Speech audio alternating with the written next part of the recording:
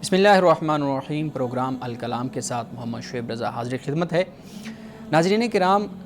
قرآن کریم مسلمانوں کی تعلیمات کا محور و مرکز ہونا چاہیے، اور یہ اس وقت ہی ممکن ہوگا جب ہم قرآن کریم کو سمجھنے کی ترکیب کریں گے، قرآن کریم کو سمجھ کر پڑھنے کی طرف ہم توجہ کریں گے۔ ہمارا یہ پروگرام جو سٹی نیوز نیٹ ورک اور ادارہ فکر جدید کے اشتراک سے شروع کیا گیا ہے، اس کے دو حصے ہیں۔ پہلے حصے کے اندر ہم قرآن کریم کو سمجھنے کی کوشش کرتے ہیں، اور دوسرا حصہ خاص طور پہ ہم نے رکھا ہے اپنے عہد کے جو سیاسی، سماجی، مذہبی اور معاشرتی موضوعات ہیں، اس سے متعلق ہمارے پاس کچھ سوالات ہوتے ہیں اور ان کے جوابات جاننے کی کوشش کرتے ہیں۔ ان دونوں حصوں کے لیے ہمارے ساتھ گفتگو کرنے کے لیے موجود ہیں جناب محمد امانت رسول صاحب، اور میری سوالات کے معاملے میں معاونت کریں گے جناب شارق رسول صاحب۔ السلام علیکم سر۔ وعلیکم السلام۔ بہت شکریہ آپ کے وقت کا۔ جو گزشتہ پروگرام تھا اس میں ہم نے سورہ یوسف سے ابتدا کی تھی، اور سورہ یوسف کی ابتدائی جو چند آیات ہیں ان کو سمجھنے کی، ان کا فہم حاصل کرنے کی کوشش کی تھی۔ آپ نے بہت خوبصورت طریقے سے اس کا منشا، ان آیات کا وہ بیان کیا تھا۔ میں آپ سے ریکویسٹ کروں گا کہ آپ جو گزشتہ ہم نے پروگرام کے اندر کچھ آیات پڑھی تھی ان کو مختصر بیان بھی کیجیے گا، اور اس سے آگے جو آیات ہیں ان کو بھی وضاحت کے ساتھ بیان کیجیے گا۔ بسم اللہ الرحمن الرحیم۔ کل ہم نے سورۃ یوسف کا پہلا رکوع ہم نے اس پر بات کی تھی، اور بات ہماری یہاں تک پہنچی تھی کہ حضرت یوسف علیہ السلام نے اپنے خواب کا ذکر اپنے والد حضرت یعقوب سے کیا تھا۔ حضرت یعقوب علیہ السلام نے حضرت یوسف علیہ السلام کو چند خوشخبریاں دی تھیں، لیکن ناظرین میں یہاں پہ چاہوں گا کہ 3 باتیں ایسی ہیں کہ جو کل رہ گئی تھی اور جن کا بیان کرنا بھی ضروری تھا، اور وہ بڑی اہم تھیں۔ سب سے پہلی بات یہ ہے کہ حضرت یوسف نے جو خواب دیکھا تھا کہ 11 ستارے، سورج اور چاند وہ سجدہ کر رہے ہیں، ان کی فرما برداری کر رہے ہیں۔ 11 ستاروں سے ہمارے ہاں عام طور پر یہ خیال کیا جاتا ہے کہ حضرت یوسف علیہ السلام کے بھائی ہیں، اور چاند سے، سورج سے مراد لیا جاتا ہے کہ والد ہیں، اور چاند سے مراد لیا جاتا ہے آپ کی والدہ ہے۔ لیکن اس حوالے سے روح المعانی میں اس بات کو یہ بیان کیا گیا ہے کہ 11 ستاروں سے مراد وزیر بھی ہو سکتے ہیں، مشیر بھی ہو سکتے ہیں، اور وہ لوگ کہ جو سرکردہ ہیں، ذمہ دار ہیں، وہ لوگ بھی مراد ہو سکتے ہیں۔ اور اسی طریقے سے سورج سے مراد بادشاہ بھی مراد ہو سکتا ہے، اور چاند سے مراد امیر بھی مراد ہو سکتا ہے، یعنی امیر سے مراد لیڈر۔ ہمارے ہاں لیکن اکثر مفسرین نے، اکثر علماء نے اسی بات کو بیان کیا ہے کہ 11 ستاروں سے مراد حضرت یوسف علیہ السلام کے 11 بھائی ہیں، اور سورج سے مراد یعقوب ہیں، اور چاند سے مراد حضرت یوسف علیہ السلام کی والدہ ہیں۔ اب اس سے آگے ایک اور بات جو بڑی اہم ہے وہ یہ کہ حضرت یعقوب علیہ السلام نے یہ فرمایا کہ ان الشیطان للانسان عدو مبین، کہ بے شک شیطان انسان کا کھلا دشمن ہے۔ یعنی انسان کا کھلا دشمن یہ انسان کے جذبات، انسان کے احساسات ہیں، اور قرآن پاک میں ابلیس کا لفظ یہ اس کے لیے استعمال ہوا ہے کہ جو حضرت آدم علیہ السلام کو جس نے سجدہ کرنے سے انکار کر دیا تھا۔ لیکن جو شیطان کا لفظ ہے یہ ابلیس کے لیے بھی استعمال ہوا۔ ابلیس کے علاوہ جن و انس میں وہ لوگ کہ جو شر پسند ہیں اور جو نقصان پہنچاتے ہیں دوسروں کو، ان کے لیے بھی شیطان کا لفظ استعمال ہوا ہے۔ اللہ سبحانہ و تعالیٰ نے یہاں پہ اس بات کو بیان کر دیا حضرت یعقوب علیہ السلام کی زبان سے کہ بے شک شیطان انسان کا کھلا دشمن ہے، یعنی یہ شر پسندی، یہ فساد، یہ دنگا اور معاشرے میں تخریب کاری کو عام کرنا، یہ در حقیقت انسان کے لیے واضح دشمنی کا پیغام ہوتی ہے۔ تیسری بات جو اس حوالے سے ہے وہ یہ ہے کہ کل جب اس رکوع کا اختتام ہم نے کیا تو فرمایا ان ربک علیم حکیم، یعنی پہلے علیم ہے پھر اس کے بعد حکیم ہے۔ اب آپ یہ دیکھیے کہ ان دونوں اللہ تعالیٰ کی جو صفات ہیں ان کے درمیان واو کا استعمال نہیں ہے، یعنی اور نہیں ہے، یعنی اس سے مراد یہ ہے کہ اللہ سبحانہ و تعالیٰ میں یہ دونوں صفتیں ایک ہی وقت میں پائی جاتی ہیں، یعنی اللہ کی ذات علم رکھنے والی بھی ہے اور اللہ کی ذات حکمت والی بھی ہے۔ اب اس کے بعد قرآن پاک یہ بیان کرتا ہے کہ اللہ فرماتا ہے کہ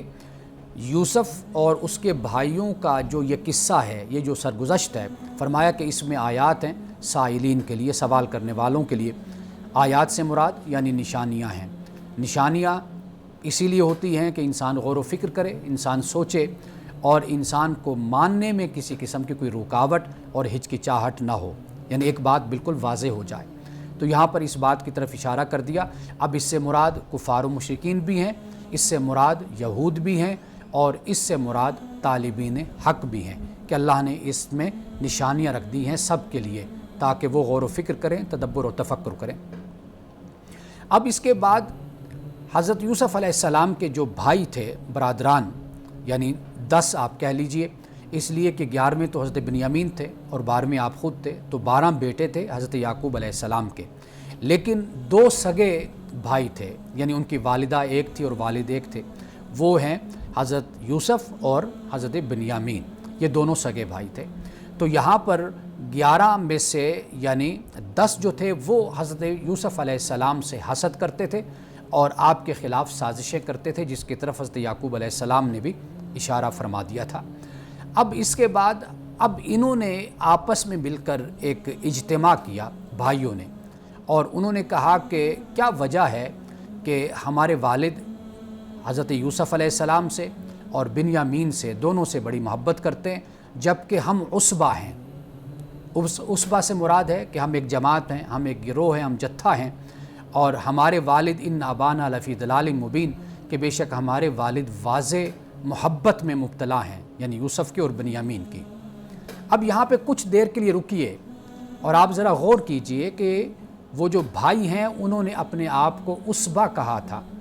اب عصبہ سے مراد یعنی جماعت، گروہ، کیونکہ اس زندگی میں، صحرائی زندگی میں اور قبائلی زندگی میں زیادہ بیٹوں کی اور زیادہ افراد کی بڑی اہمیت ہوا کرتی تھی، اس لیے بھائیوں نے کہا کہ ہم ایک پوری جماعت ہیں، ایک گروہ ہیں، یعنی کوئی مشکل پڑے گی تو ہم اپنے والد کا ساتھ بھی دیں گے، کوئی مسئلہ ہوگا، کوئی جنگ کا مسئلہ ہے، کوئی اس طرح کی کوئی پرابلم کھڑی ہوگی تو ہم اپنے باپ کے ساتھ کھڑے ہوں گے، لیکن بجائے اس کے کہ والد ہماری طرف رجحان رکھیں یا ہم سے محبت کریں، لیکن وہ زیادہ محبت کرتے ہیں یوسف سے اور بنیامین سے۔ اب انہوں نے ایک پلان بنایا جس کی طرف حضرت یعقوب علیہ السلام نے بھی اشارہ کر دیا تھا۔ وہ پلان یہ تھا کہ حضرت یوسف علیہ السلام کے ساتھ کیا سلوک کیا جائے، کیا رویہ اختیار کیا جائے، اور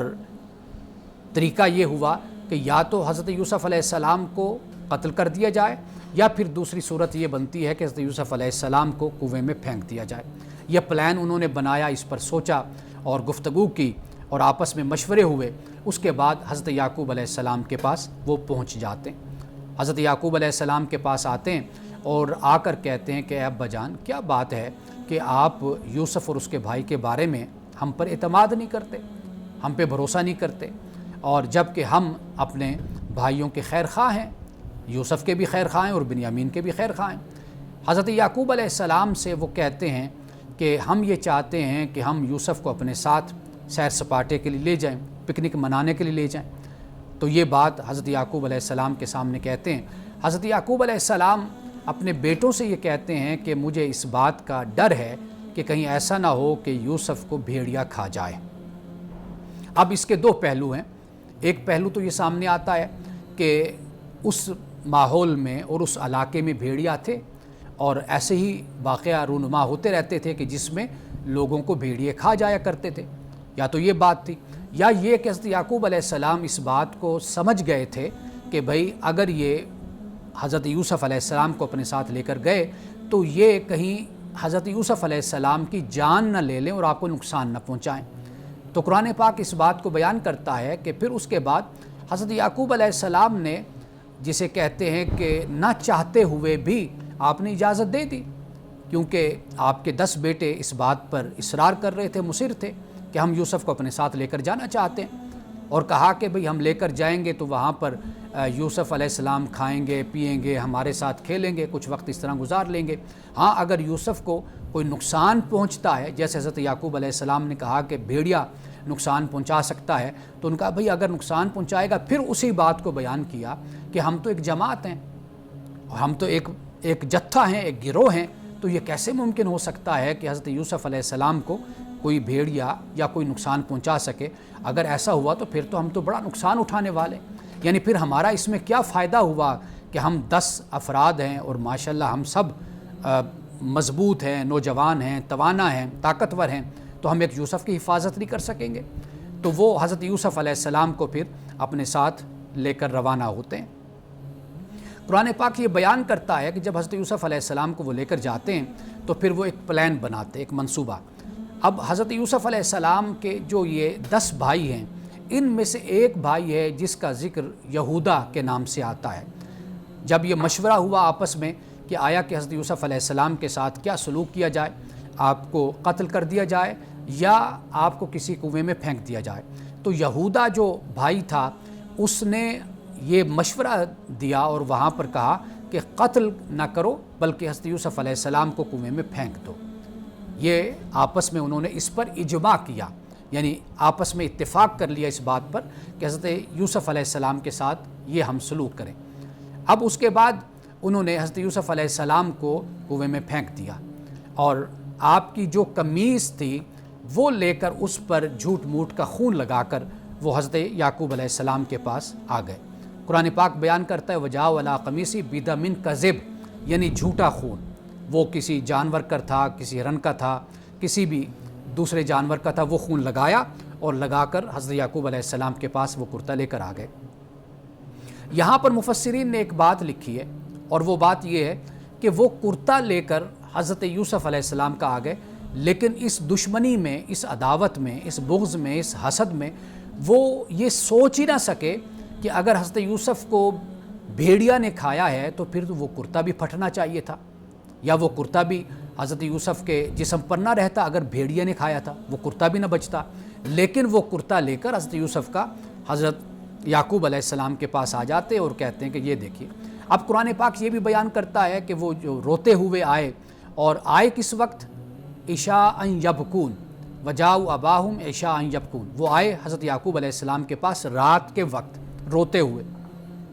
اب یہاں پہ ذرا غور کیجئے کہ رات کا وقت انہوں نے اس کا انتخاب کیوں کیا؟ اس کی وجہ یہ تھی کہ اگر وہ یہ سازش کرنے کے بعد فوری طور پر حضرت یعقوب کے پاس آ جاتے اور وہ دن کا وقت ہوتا،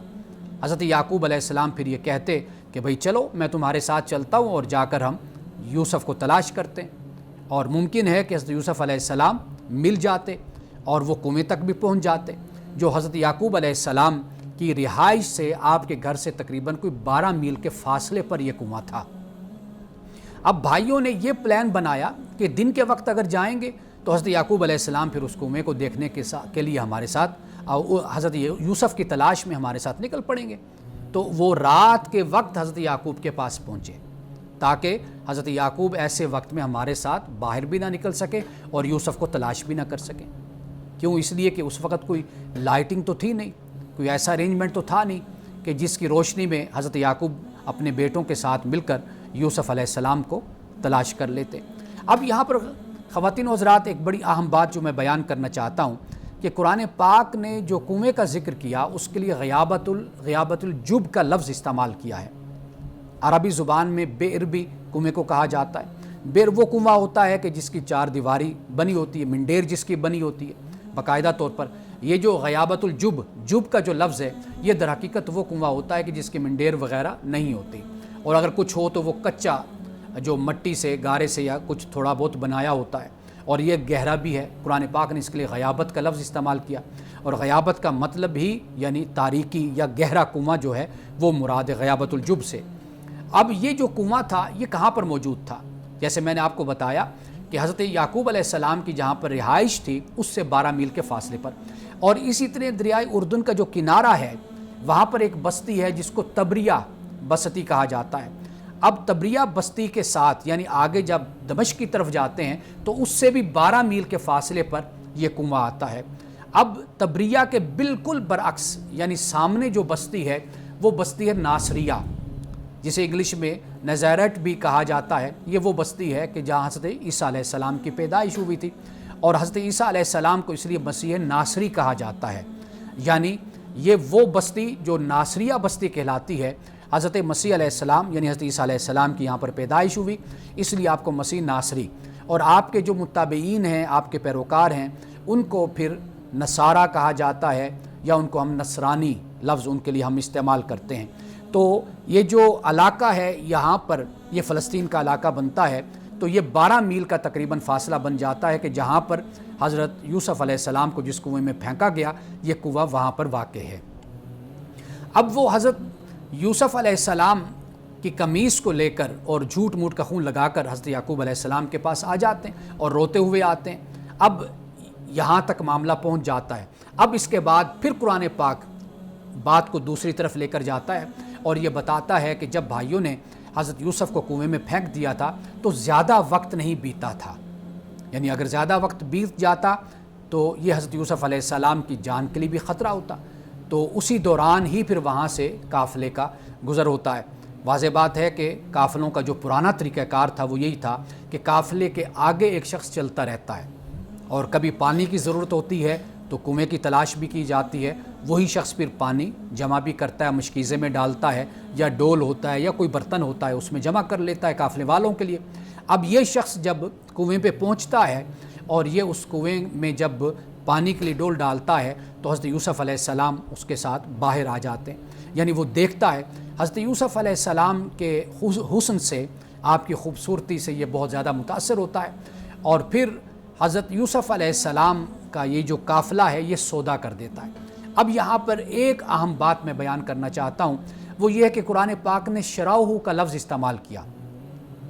اب یہ جو شراؤ کا لفظ ہے اس کا مطلب خریدنا بھی ہوتا ہے اور اس کا مطلب بیچنا بھی ہوتا ہے۔ بعد مفسرین نے یہ بیان کیا کہ جب حضرت یوسف علیہ السلام کو کنویں سے باہر نکال لیا گیا تو پھر وہاں پر آپ کے جو برادران تھے، برادران یوسف، وہ پھر وہاں پر پہنچ گئے اور انہوں نے کہا کہ بھئی کہ حضرت یوسف علیہ السلام یہ تو ہمارے بھائی ہیں، اگر تم ان کو خریدنا چاہتے ہو، لینا چاہتے ہو تو پھر ہمیں اس کی قیمت دو۔ اور پھر برادران یوسف نے قافلے والوں سے بہت ہی کم قیمت پر حضرت یوسف علیہ السلام کو بیچ دیا۔ تو وَشَرَوْهُ بِثَمَنٍ بَخْسٍ دَرَاهِمَ مَعْدُودَةٍ جو قرآن پاک بیان کرتا ہے، تو شراؤ کا مطلب ہے خریدا۔ کس نے خریدا؟ قافلے والوں نے حضرت یوسف علیہ السلام کو خرید لیا۔ کن سے؟ برادران یوسف سے۔ یعنی اتنے ظالم بھائی تھے، اتنے جابر بھائی تھے کہ حضرت یوسف علیہ السلام کو کنویں میں بھی پھینک دیا، لیکن پھر اس کنویں کے آس پاس پھرتے رہے اس خیال سے کہ کہیں ایسا نہ ہو کہ یوسف پھر زندہ باہر آ جائے، اور جب باہر آئے تو پھر کہیں ایسا نہ ہو کہ وہ یعقوب تک پہنچ جائے، ہمارے والد تک۔ تو وہ اسی خبرگیری میں رہے، جاسوسی میں رہے۔ قافلے والوں سے انہوں نے پھر اس پر بات کر کے کم ہی قیمت پر اپنے بھائی کو بیچ دیا۔ تو اس کے بعد پھر حضرت یوسف علیہ السلام پھر آگے مصر کے بازار میں پہنچتے ہیں، اور وہاں سے پھر جو عزیز مصر قرآن پاک کہتا ہے اس نے حضرت یوسف علیہ السلام کو خریدا اور پھر وہ اپنے محل میں آپ کو لے کر آیا۔ یہاں پر آخری بات جو میں بیان کرنا چاہتا ہوں وہ یہ ہے کہ حضرت یوسف علیہ السلام اور بنیامین کی والدہ تو ایک تھی، لیکن جو باقی جو 10 بھائی تھے ان کے مائیں مختلف تھیں، اور کہا یہ جاتا ہے کہ ان ماؤں کا یہ کردار تھا کہ وہ اپنے بچوں میں حسد، بغض اور کینہ کا بیج بوتی رہتی تھی، یعنی یوسف کے بارے میں بھی نفرت پیدا کرتی تھی، حسد پیدا کرتی تھی، بنیامین کے بارے میں بھی، اور ان بچوں کو 10 بیٹوں کو یہ کہتی تھی کہ یعقوب یعنی آپ کے والد آپ کے ساتھ انصاف اور آپ کے ساتھ عدل نہیں کر رہے۔ والدہ جو ہوتی ہے، ماں جو ہوتی ہے، اس کی پرورش میں اور اس کی سرپرستی میں اگر کوئی خامی اور غلطی ہو، اس کا اثر پھر یہ ہوتا ہے کہ اولاد میں حسد بھی آتا ہے، بد اخلاقی بھی آتی ہے، بغض اور کینہ بھی آتا ہے۔ حضرت یوسف علیہ السلام اور بنیامین کی والدہ چونکہ ان کے بچپن میں وفات پا گئی تھی، تو حضرت یعقوب علیہ السلام نے پھر خاص توجہ کے ساتھ، اور یہ حقیقت ہے اور فطری بات ہے کہ جب ماں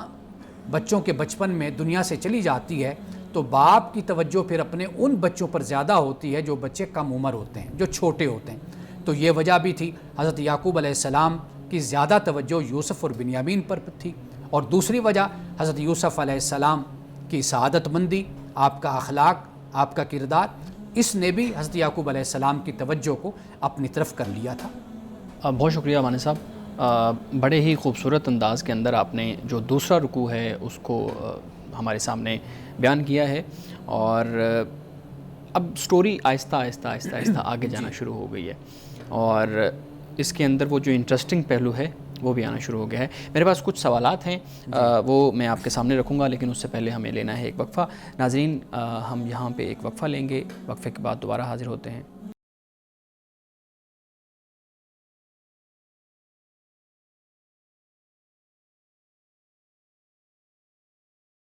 بیک امانہ صاحب، کچھ سوالات ہیں میں آپ کے سامنے رکھوں گا، آپ کی گفتگو کے دوران وہ میرے ذہن میں پیدا ہوئے. اچھا، ایک تو سب سے پہلے آپ نے بات کی کہ مجھے اس پوری گفتگو سے جو چیز سمجھ آئی اور جو بہت اہم پہلو ہمارے معاشرے میں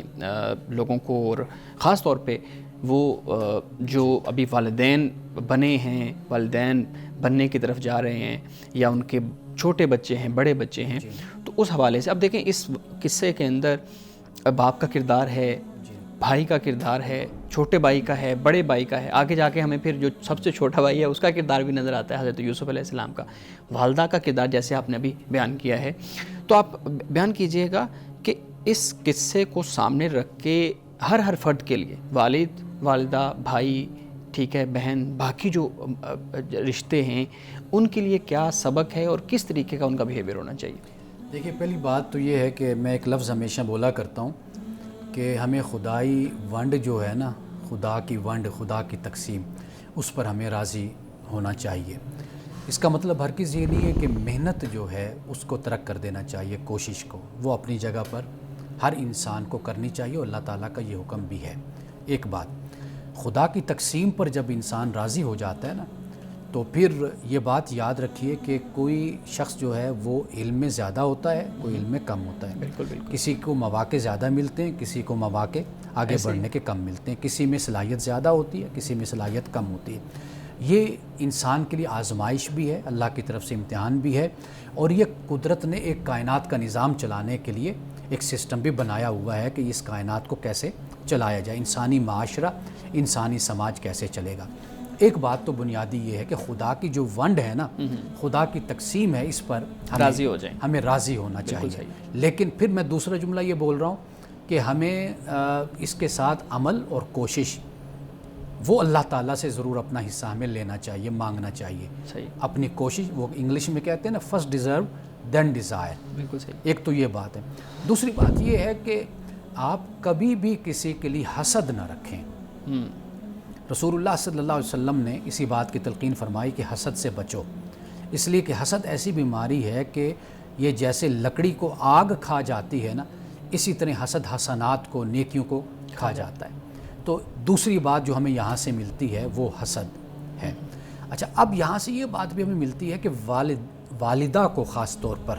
اس لیے کہ بچوں کی جو اٹیچمنٹ ہوتی ہے نا، وہ اپنی ماں کے ساتھ زیادہ ہوتی ہے. بالکل. اگر ہم اپنے سماج کو، اپنے معاشرے کو سامنے رکھ لیں، اب دیکھیے کہ اکثر طور پر والدین، والد خاص طور پر باپ، وہ صبح گھر سے چلا جاتا ہے، تجارت، کاروبار، کوئی ملازمت وہ کرتا ہے، لیکن ماں کے ساتھ بچوں کی اٹیچمنٹ ہوتی ہے. تو ماں اپنا ایک تو کردار پیش کرے، دوسرے نمبر پر بچوں کی اچھی تربیت کرے. اور اس میں سب سے اہم پوائنٹ جو نقطہ ہے نا، وہ یہ ہے کہ کسی کی دولت سے، کسی کے پیسے سے، کسی کی شہرت سے اور کسی کی عزت سے جلنا نہیں ہے. یہ بنیادی بات ہے. اب دیکھیے کہ حضرت یوسف علیہ السلام کے بھائیوں کا حال، یعنی برادران یوسف کا، کہ کیا ہوا، آپ کو نقصان پہنچانے کی بھی کوشش کی، اور یہاں تک کہ کنویں تک بھی پہنچ گئے. بعد مفسرین کے نزدیک یہ صورتحال بھی ہے کہ بھئی یہ اگر زندہ بھی ہے، بچ جائے، کہیں پھر یہ واپس نہ آ جائے، اور پھر قافلے والوں کے ساتھ سودے بازی کر کے پھر یعنی اپنی طرف سے وہ پورے انجام تک ان کو پہنچانے کے وہ یہ چاہتے تھے کہ بھئی کسی طریقے سے یہ کانٹا جون سا ہے نکل جائے. یعنی جیسے قرآن پاک نے کہا نا وَتَكُونُ مِن بَعْدِ قَوْمًا صَالِحِينَ، مفسرین نے ایک معنی تو اس کا یہ لیا نا کہ اس کے بعد جب یوسف کو تم کنویں میں پھینک دو گے، مسئلہ ختم ہو جائے گا، اس کے بعد تم نیک بن جانا. وہ جیسے کہتے ہیں کہ بھئی بلی 100 چوہے کھا کے حج کو چلی، تو یہ صورت بن جاتی ہے. یعنی یہ برائی کر لو، یہ برا کام کر لو، اس کے بعد پھر نیک ہو جانا، توبہ کر لینا. ایک تو مفسرین نے یہ معنی بھی بیان کیا. لیکن اگر دوسرا مطلب ہم دیکھیں نا، وَتَكُونُ مِن بَعْدِ قَوْمًا صَالِحِينَ سے مراد یہ ہے کہ جو یہ پریشانی، جو اضطراب تمہارے اندر ہے نا، اس اضطراب اور اس پریشانی کا حل یہی ہے کہ یوسف کو جا کر یا تو قتل کر دو یا پھر اسے کنویں میں پھینک دو. تو اس طریقے سے تم اس پریشانی سے بچ جاؤ گے. تو اللہ سبحانہ و تعالیٰ کی جو قدرت ہے، اللہ کا جو پلان ہے، اللہ کا جو منصوبہ ہے، وہ اپنی جگہ پر کام کر رہا ہوتا ہے، غیر محسوسانہ طور پر کام کر رہا ہوتا ہے. انسان بڑا اپنے آپ کو سمجھتا ہے کہ میں جسمانی طور پر بھی طاقتور ہوں، میں نوجوان بھی ہوں، میرے پاس اختیار بھی ہے، اقتدار بھی ہے، سب کچھ میرے پاس ہے، تو کون مجھے شکست دے سکتا ہے. لیکن اللہ سبحانہ و تعالیٰ کا اپنا ایک پلان جو ہے واللہ غالب علی امرہ جیسے آگے جا کر فرمایا، تو اللہ تعالیٰ اپنے امر پر غالب ہے، اس کا جو منصوبہ ہے وہ چلتا رہتا ہے۔ تو اگر انسان ان چیزوں کو باور کر لے اور ان باتوں کو سمجھ جائے تو میرا خیال ہے کہ پھر بحیثیت بھائی ہو، بحیثیت بیٹا ہو، بحیثیت باپ کے ہو، بحیثیت بیوی یا ماں، تو پھر ایک بڑا بھرپور کردار، ایک صالح کردار اس کا پھر معاشرے میں بن جاتا ہے۔ بالکل۔ اچھا، ایک اور چیز خاص طور پہ جب ہم یہ بات کرتے ہیں کہ حضرت یوسف علیہ السلام نے خواب دیکھا اور اس کے اوپر آپ نے بھی خاص طور پہ ایک الٹرنیٹ جو ایک تو ہمارے ہاں ایک اس کی تشریح بیان کی جاتی ہے نا کہ بھائیوں نے پھر سجدہ کیا، وہ آخر میں جا کے جب ہم دیکھتے ہیں، اور حضرت یعقوب علیہ السلام نے بھی بتا دیا تھا کہ اس طرح اس کی تعبیر ہے۔ تو دوسری آپ نے الٹرنیٹ اس کا ایک ویو اور بھی دیا ہے کہ اس سے مراد بادشاہ ہے یا اس سے مراد جو بڑے لوگ ہیں، صاحب اقتدار لوگ ہیں۔ اچھا، جب ہم پہلی اس کو تشریح کو لیتے ہیں تو اس میں ایک خاص طور پہ ہمارے ہاں تو مشہور وہی ہے نا کہ بھائیوں نے پھر سجدہ کیا، پھر والد نے سجدہ کیا۔ تو جب ہم اپنے معاشرتی لینز کے اندر اس کو دیکھتے ہیں تو سورج سے مراد تو حضرت یعقوب ہو گئے، چاند سے مراد والدہ ہے۔ ایک تو والدہ ہیں نہیں، ٹھیک ہے، وہ فوت ہو چکی ہیں، تو پھر اس کی تعبیر کہ اگر ہم پہلی اس تشریح کو لیں تو اس کی تعبیر کیسے ہو سکتی ہے؟ اور دوسرا یہ ہے کہ یہ کیسے ممکن ہے کہ والد سجدہ کر رہے ہیں؟ ہمارے ہاں تو جو ایک خاص طور پہ ادب اور ان چیزوں کا کانسیپٹ دیا جاتا ہے وہ اور چیز جو ہے نا وہ کانٹیکس میں دیا جاتا ہے، تو اس کو بھی آپ واضح کیجیے گا۔ دیکھیے، پہلی بات تو یہ ہے کہ جو آپ نے والدہ کے حوالے سے کہا، دیکھیے وہ سگی ماں تو نہیں ہے، لیکن باقی ماؤں میں سے کوئی ماں جنہوں نے حضرت یوسف علیہ السلام کو پالا پوسا، بنیامین کو، تو وہ جو دیگر آپ کے ازواج ہیں ان میں سے کوئی والدہ بھی مراد ہو سکتی ہے۔ ایک تو یہ بھی بات ہوگی، لیکن یہ جو میں نے ابھی آپ کو ایک حوالہ دیا روح المعانی کا، علامہ آلوسی نے اس کا ذکر کیا ہے، اگرچہ یہ بات زیادہ مشہور نہیں ہو سکی تو لیکن یہ بات بہرحال انہوں نے لکھی ہے، لیکن زیادہ مشہور یہی بات ہے کہ چونکہ بھائیوں نے سازش کی تھی اور ان کا پلان تھا، ان کا منصوبہ تھا حضرت یوسف علیہ السلام کو ختم کرنے کا یا کنعان سے نکال دینے کا، تو لہٰذا اگر 11 ستاروں سے مراد اگر وہ بھائی لیے جائیں تو وہ زیادہ قرین قیاس معنی بن جاتا ہے، اس لیے کہ جو حسد کر رہا ہے، جو منصوبے بنا رہا ہے، جو سازش کر رہا ہے، آخر وہی ایک دن آ کر آپ کے سامنے جھک جاتا ہے، آپ کے سامنے سجدہ ریز ہو جاتا ہے، یا فرما بردار یا محکوم یا مغلوب ہو جاتا ہے۔ تو یہ معنی زیادہ قرین قیاس بھی ہے، تو اس لیے ہمارے مفسرین کرام نے یہ زیادہ معنی اس کو اختیار کیا، اسی کو ایڈاپٹ کیا ہے۔ لیکن میں نے ایک حوالہ آپ کے سامنے رکھ دیا کہ یہ بھی ایک سوچ یا ایک یہ فکر بھی ہمارے ہاں موجود ہے، اگرچہ کم مفسرین کے ہاں ہے۔ بالکل بالکل صحیح، اور اس کو بیان بھی کم کیا جاتا ہے۔ اچھا، ایک اور چیز آپ نے اپنی گفتگو کے اندر اس کا حوالہ بھی دیا ہے، اس کا مختصر ذکر بھی آپ نے کیا ہے، لیکن میں چاہوں گا کہ اس کے اوپر تفصیل سے آپ تھوڑا بات کیجیے گا۔ ہم نے دیکھا کہ حسد، بھائیوں کے دل کے اندر حسد پیدا ہوا،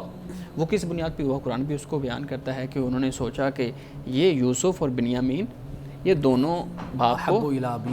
بالکل باپ کو ہم سے زیادہ جو ہے نا وہ قریب ہیں۔ اب یہ دیکھیں، آپ نے اس کے اوپر توجہ بھی دلائی، لیکن ایک جدید ذہن میں یہ سوال پیدا ہوتا ہے کہ باپ کا کردار جو ہے وہ ایک طرف تو یہ ہے کہ وہ خود ایک بچے کے ساتھ زیادہ پیار، محبت، الفت اور یہ چیز رکھ رہے ہیں، ٹھیک ہے، اس کے پاس علم ہے، باقی چیزیں ہیں، لیکن آٹومیٹکلی ہیومن نیچر کے اندر تو وہ چیز آئے گی نا کہ یار یہ تو غلط ہو رہا ہے نا ہمارے ساتھ بھی۔ تو کیا معاذ ایسا تو نہیں ہے، مطلب ہمارے ہاں ایک چیز کے ذہن میں لایا جاتا ہے کہ حضرت یعقوب علیہ السلام خود اس چیز کا وہ بنے تھے وجہ کہ بے حسد اور کینہ اور بغض جو ہے وہ حضرت یعقوب کی اس تربیت کی وجہ سے بنا؟ دیکھیے، پہلی بات یہ ہے کہ بھائیوں میں جو یہ جذبہ حسد کا تھا، یہ اس کا سارا فساد تھا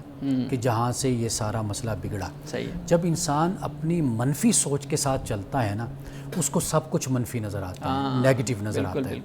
تو وہ حضرت یوسف علیہ السلام کو در حقیقت انہوں نے ٹارگٹ کیا ہوا تھا۔ اصل مسئلہ یہ تھا، کیوں؟ اس لیے کہ بچپن سے ہی کچھ نشانیاں ظاہر ہوتی ہیں، انسان کی شخصیت میں بھی نظر آتی ہیں، لیکن انہوں نے اس کی وجہ، اس کا سبب یہ بنایا کہ احب الی ابینا منا ونحن عصبہ، کہ الیہ منا ونحن عصبہ، کہ حضرت یوسف سے اور بنیامین سے یا صرف حضرت یوسف سے زیادہ محبت کرتے ہیں، ہم سے کم محبت کرتے ہیں۔ تو یہ جو بات تھی، یہ در حقیقت اسی منفی سوچ کی ہی عکاس بنتی ہے کہ جو انہوں نے سوچا، انہوں نے اسی کو پھر ہی اپنے اوپر طاری کر لیا۔ یہ ایسے ہی ہوتا ہے کہ اللہ سبحانہ و تعالیٰ نے یعنی ایک نظام انسان کا ایسا بنایا ہے، انسانی وجود کا، نفسیات کا، انسانی سوچ اور فکر کا، کہ انسان جو سوچتا ہے نا اس کو سب کچھ ویسا ہوتا ہوا نظر آتا رہتا ہے، تو پھر اسی کے مطابق سب کچھ حالات اور جو سامنے ہوتا ہے وہ اسی میں ڈھلتا چلا جاتا ہے۔ اگر انسان مثبت سوچے تو وہ مثبت ہی آپ کو ماحول اور سب کچھ نظر آتا ہے۔ تو اصل معاملہ یہ ہے کہ ان کے اندر جو بیج یہ بویا گیا، جو ان کے اندر موجود تھا کہ حضرت یوسف علیہ السلام سے لاگ بازی، حسد، جیلسی، بغض، کینہ، اس نے اصل میں ان کو یہاں تک پہنچایا کہ ایک تو حضرت یوسف علیہ السلام کی جان کے بھی دشمن بن گئے۔ اب واضح بات ہے، دیکھیے کوئی شخص بھی بڑے سے بڑا بھی مجرم ہو، وہ اپنے جرم کو جسٹیفائی تو کرے گا نا، بالکل وہ کچھ کرنے جائے گا۔ شیطان کا معاملہ جو قرآن پاک نے کہا کہ ان شیطان للانسان عدو مبین، اس کا معاملہ یہی ہے کہ وہ انسان کو اس طریقے سے شیشے میں اتارتا ہے کہ انسان اپنے غلط سے غلط فعل کو بھی جسٹیفائی کر لیتا ہے، نفسیاتی حوالے سے بھی مان لیتا ہے کہ مثلا بڑے سے بڑا جرم ہو، کر چکا ہو یا کرنے والا ہو، دونوں صورتوں میں وہ کوئی نہ کوئی اس کی جسٹیفیکیشن نکال لے گا، بالکل سامنے لے آتا ہے۔ یہ در حقیقت وہ جسٹیفیکیشن ہے۔ دیکھیے حضرت یعقوب علیہ السلام ہمارے عقیدے کے مطابق بحیثیت مسلمان قرآن پاک اور جو ہمارے جو الہامی کتب ہیں ان کی روشنی میں آپ دیکھیے کہ حضرت یعقوب علیہ السلام اللہ کے پیغمبر ہیں، تو اللہ کا جو پیغمبر ہے وہ اللہ کی وحی کے تابع ہوتا ہے۔ ایسے ہی ہمیں وہ بات نظر بھی آتی ہے کہ کس نے حضرت یوسف علیہ السلام کے بارے میں حضرت یعقوب نے کہا، اور وہ جو مکالمہ ہوتا ہے، تو بنیادی طور پر جو خرابی ہے وہ بھائیوں کے اندر، ان کے اندر موجود ہے، یعنی اس نیگیٹو سوچ کے اندر یہ خرابی۔ ایک تو یہ بات۔ اچھا، دوسری بات یہ ہے کہ جیسے میں نے پہلے بھی بیان کیا کہ یوسف اور بنیامین سے جو محبت ہے، اگر ماں فوت ہو جائے تو واضح بات ہے کہ اپنے ان بچوں سے زیادہ محبت ہوتی ہے جو ابھی کم عمر ہیں، جو محتاج ہیں۔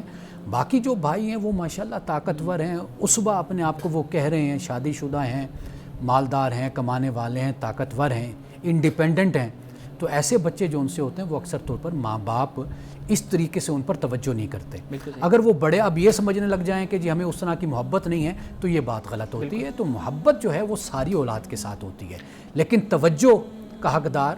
کوئی زیادہ ہوتا ہے اور کسی پر توجہ کم ہوتی ہے۔ بالکل ٹھیک ہے، اس کی مختلف وجوہات ہو سکتی ہیں۔ بہت شکریہ، آپ نے ان سوالات کے جوابات دیے، اور بہت سے سوالات ابھی ہیں، لیکن چونکہ ابھی ہم نے ایک وقفہ لینا ہے، ایک بریک لینی ہے، اس کے بعد پھر ہمارا جو اگلا سیگمنٹ ہے اس کی طرف ہم آئیں گے۔ ناظرین، یہاں پہ مجھے ایک وقفہ لینا ہے، وقفے کے بعد دوبارہ حاضر ہوتے ہیں۔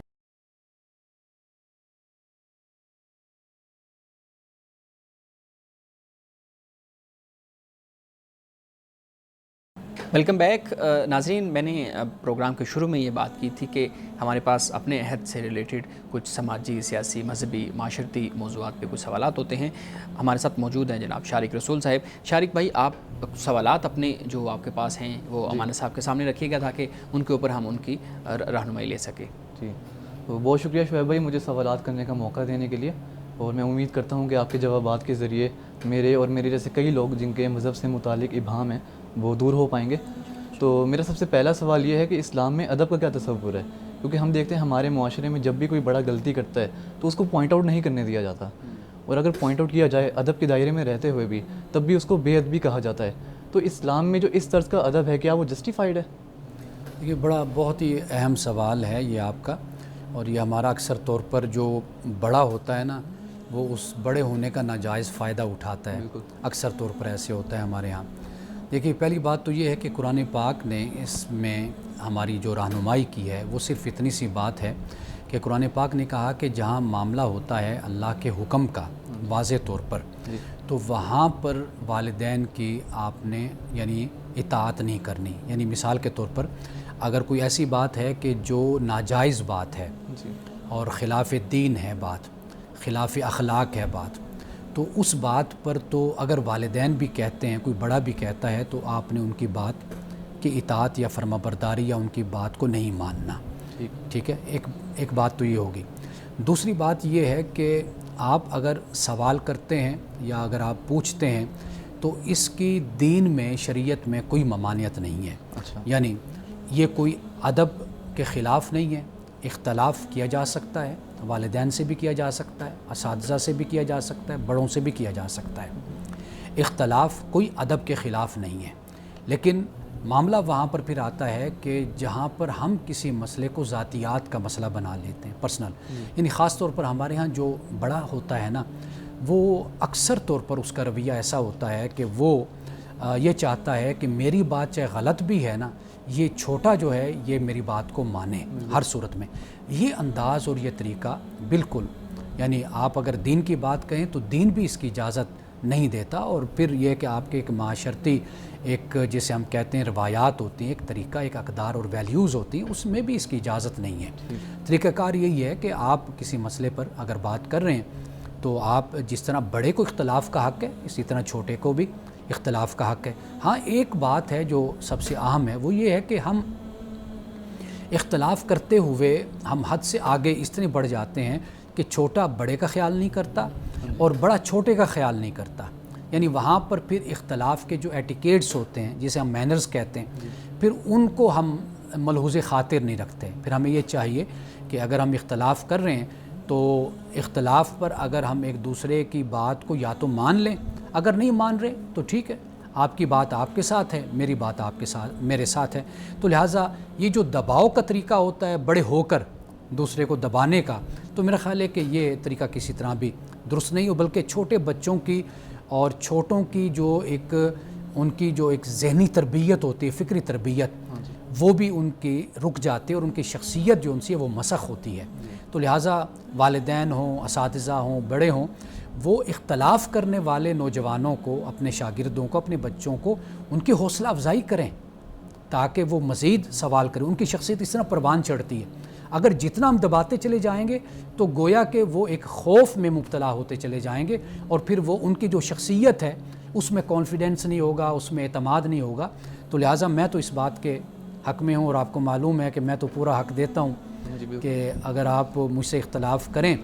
تو میں آپ کے اختلاف کو ہمیشہ ویلکم کہتا ہوں اور اس کو اپریشیٹ کرتا ہوں۔ اچھا، آپ نے ابھی کہا کہ دین میں اس کی اجازت نہیں ہے، لیکن اسلام میں یہ بھی تو سننے میں آتا ہے کہ جو ہمیں بڑے کے تابع ہونا چاہیے، اور کئی بار اکثر بعض اوقات کہا جاتا ہے کہ جو چھوٹا ہے وہ بڑے کو سوال نہ کرے، یعنی چپ چاپ قبول کر لو۔ تو یہ بھی باتیں سننے میں آتی ہیں ہمارے کلچر میں رائج ہیں۔ دیکھیے، ایک چیز ہے کلچر اور ایک ہے دین۔ ہمارے ہاں اکثر جو غلط فہمیاں پیدا ہوتی ہیں وہ اس بنیاد پر ہوتی ہیں کہ ہم پڑھتے نہیں ہیں، ہم سنتے زیادہ ہیں۔ یعنی مثال کے طور پر ہم اپنے گھر سے اپنے بڑوں سے سنتے رہے، سوشل میڈیا، ہماری نانی ہے، دادی ہے، بزرگ ہیں، تو وہ ہمارے یہاں ایک لفظ بولتے ہیں سینہ بسینہ علم ہوتا ہے۔ اب وہ سینہ بسینہ علم دیتے رہتے ہیں وہ، لیکن انہوں نے بھی نہیں دیکھا ہوتا کہ آیا کہ یہ بات درست ہے یا غلط ہے۔ یا آج جیسے آپ سوشل میڈیا کی بات کر رہے ہیں کہ سوشل میڈیا پر بھی بہت کچھ موجود ہوتا ہے۔ اس کے علاوہ ہم اپنے مذہبی طبقے سے بھی بہت کچھ سنتے رہتے ہیں۔ تو سن کر جو معاملہ ہوتا ہے اس سے پھر ہم یہ سمجھتے ہیں کہ شاید یہ دین یا مذہب یا آپ کسی بھی فلسفہ کی بات کر لیں یا کسی بھی حوالے سے کر لیں، تو وہ غلط فہمیاں ہمارے یہاں مسکنسیپشنز جو ان سی ہیں وہ پروان چڑھتی رہتی ہیں۔ اسلام میں ہرگز ایسا کوئی تصور نہیں ہے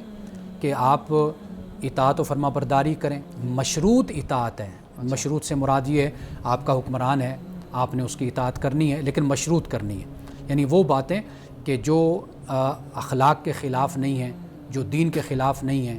احکام کے خلاف نہیں ہیں، آپ ان میں کبھی بھی اپنے حکمران کی پیروی نہیں کریں گے۔ باقی جو معاشرت کے حوالے سے، سیاست کے حوالے سے، آپ ان چیزوں میں اپنے حکمران کی پیروی کرنے کے آپ پابند ہیں۔ باقی جو ایشوز ہیں، مسائل ہیں، ان میں ڈسکشن کرنا، گفتگو کرنا، اس میں کوئی لازم نہیں ہے کہ آپ میری رائے کو فالو کریں۔ آپ کی اپنی رائے بھی ہو سکتی ہے اور میری اپنی رائے ہو سکتی ہے۔ اچھا، یعنی کہ اگر میں آپ سے اختلاف کروں مذہب میں یا سیاست کے لحاظ سے تو وہ میں کر سکتا ہوں، یعنی کہ بالکل آپ اختلاف کر سکتے ہیں، اور میں آپ کے اختلاف کو بھی ویلکم کہوں گا۔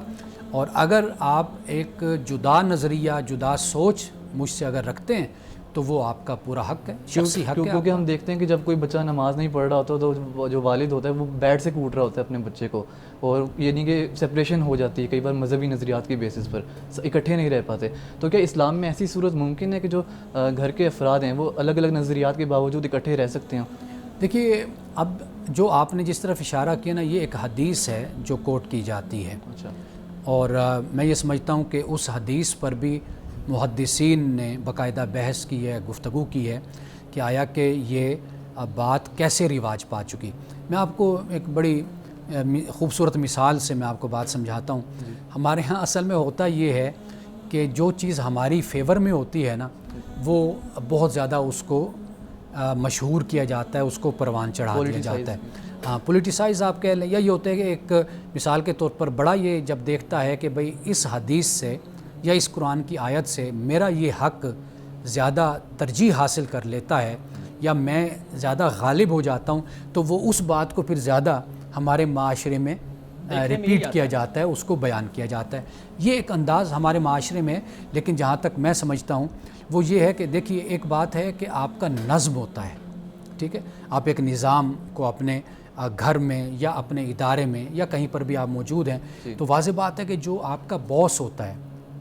آپ اس کے جو احکام جاری ہوتے ہیں آپ اس کی پیروی کرتے ہیں. ایک صورت گھر کی یہ بن جاتی ہے کہ جیسے باپ ہے, گھر میں بڑا ہے, سرپرست ہے, وہ اپنے بچوں کی تربیت کر رہا ہے, یعنی معاشی حوالے سے بھی وہ بچوں کو ہر طرح کے اسسٹنس مہیا کرتا ہے, تعلیمی حوالے سے بھی مہیا کرتا ہے, اور دیگر حوالے سے بھی اپنے بچوں کو پورا ان کی مدد اور ان کا تعاون کرتا ہے. تو واضح بات ہے کہ جب پہلو آ جاتا ہے اخلاقی حوالے سے, تربیتی حوالے سے, تو پھر اس کی یہ بھی ذمہ داری بن جاتی ہے کہ وہ اپنے بچوں کو ہدایت کرے, ان کی رہنمائی کرے, ان کو اس کے بارے میں راغب کرے, بتائے. اور خاص طور پر جب اولاد جوان ہو جاتی ہے, بالغ عاقل ہو جاتی ہے, پھر تو شریعت اس کو اس کا پابند نہیں ٹھہراتی. ہاں, نصیحت کا جو معاملہ ہوتا ہے, ایڈوائس کا معاملہ,